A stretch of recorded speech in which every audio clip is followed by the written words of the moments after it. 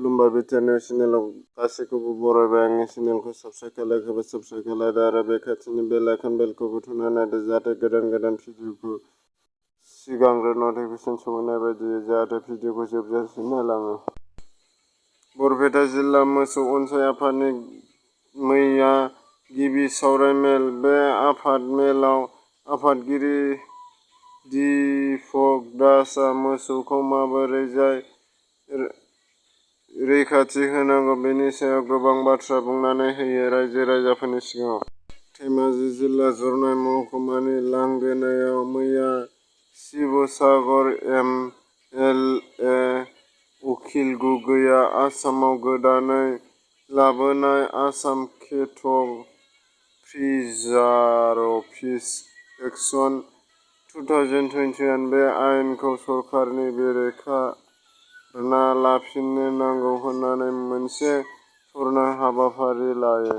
बिजिनि दख'रा एबसुनि बानजायनायाव आबाद आरो गुन गोनां सोलोंथाइ मावथांखि। बे हाबाफारियाव मिरु एबसुनि नेहाथारि रंगिना बाग्लारि बिथाङा बाहागो लानानै खौरांगिरिफोरनि सिगाङाव माखासे बाथ्रा फोरमायनानै होदों।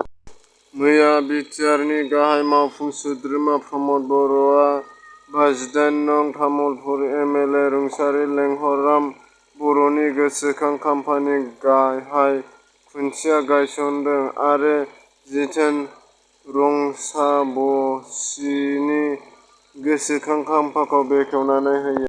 मैया खौरांगिरिफोरनि सिगाङाव उन्दै फरायसा-फरायसुलिफोरखौ फरायनायाव गोसो होफिननो खावलायदों।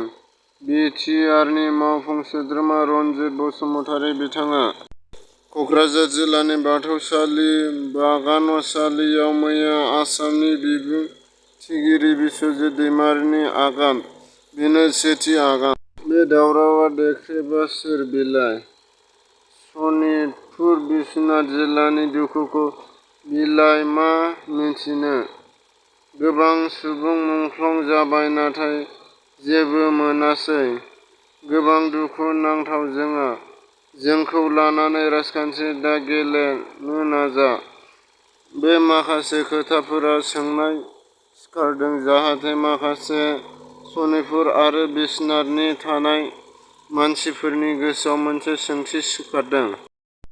बिटिसिनि सिङावनो दं गंसे समायना रमायना मिथिंगानि बिखाजों बुंफबनाय 100 बोसोरनि सिगां जोनोम मोननाय हिन्दु धोरोमनि गंसे थानसालि। हादोरनि दाब दाब रायजोफोरनिफ्राय दावबायफैयो बे त्रिचीनि बे गोथार थानसालियाव। फोरमायनाय बायदिब्ला बे 100 बोसोर सिगां जोनोम मोननाय बाक्सा जिल्लानि थानसालियाव आरज गाबब्ला गोसो बिनाय मानि साननाया जाफुंजोबो।